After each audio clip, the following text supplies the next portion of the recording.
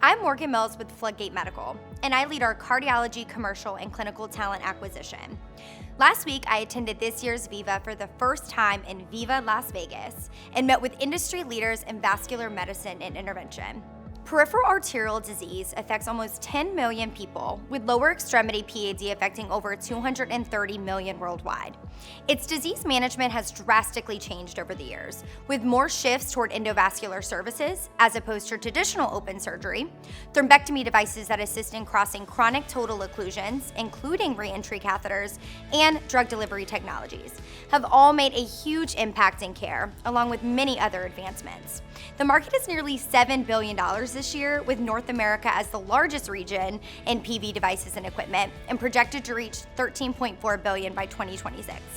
The expo housed 37 companies, ranging from really big companies with best-in-class products for PAD intervention, and newer companies disrupting and impacting the market, all providing a higher level of endovascular care that I'll highlight in today's Buzz Report.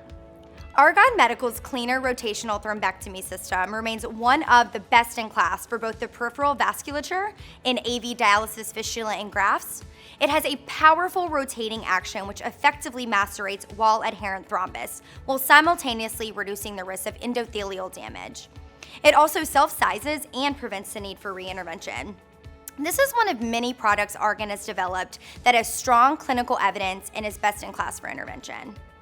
Next, Cagent Vascular is developing next-generation angioplasty balloons dedicated to improving the treatment of cardiovascular disease using ceration technology, actually a strong technology used in other industries such as automotive, construction, and aviation.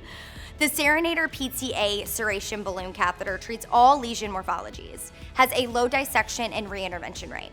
The clinical research is substantial, and I'm excited to see the future and impact in the market.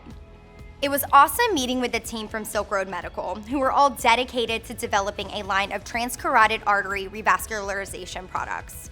Their en route TCAR system temporarily reverses blood flow away from the brain, collecting any potential debris in the device filter before returning the blood to a vessel in the leg. The stent is then implanted in the lesion for long-term plaque stabilization and stroke prevention. They actually just announced in May expanded indications for their en route stent to include patients at standard risk for adverse events from carotid endarterectomy. The future looks bright for Silk Road in improving patient care and reaching more people at risk. There were many others in attendance, changing the standard of care as well. Veryan Medical, who has developed the Biomimics 3D vascular stent system, an innovative biomimicry technology to improve the performance of vascular stents, who just released very impressive clinical data finding excellent 3-year results for long and very long lesions.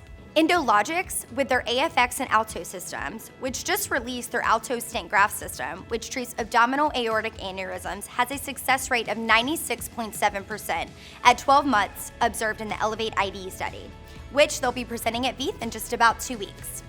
And AngioDynamics with their suite of clinically proven endovascular devices for restorative flow. Thank you to all of the vascular innovators, from major players to newer startups and growing companies. It's incredible to see the impact in vascular care due to these advancements in technology and medicine. And in case I missed anything at all, feel free to share some other exciting things from the show. Comment below, and looking forward to next year's Buzz.